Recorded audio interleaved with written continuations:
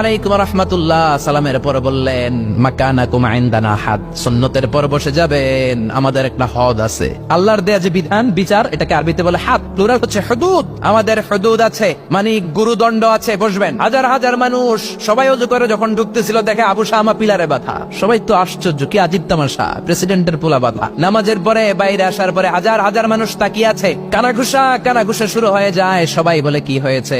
প্রেসিডেন্টের ছেলে। কেউ কয় ওমর মনে হয় মারবে না, যেহেতু নিজের ছেলে তো ধমকি টমকি দিয়ে ছেড়ে দিবে। কেউ কেউ বলে না, ওমর তো এত সহজ মানুষ না, মদের বিচার তো 80টা বেদ, মনে হয় 40টা মারবে। কেউ কয় না, 80টাই মারবে। ওমর চেয়ারে বসে জল্লাদরে ডাকলেন, বললেন ইবদা বিসমিল্লাহ, নে চাবুক শুরু কর। বাইতুল মাল থেকে শক্ত সাইজের একটা চাবুক আনবি। জল্লাদ চাবুক এনে দাঁড়ালেন। ওমর বললেন ইবদা বিসমিল্লাহ, শুরু কর। জল্লাদ মারতে শুরু করেছে। ওয়াহেদ ইতনাইন তালাতা, 3টা মারার পরে এক থাপ্পড় মেরে জল্লাদকে 3 হাত দূরে ফেলে দিলেন।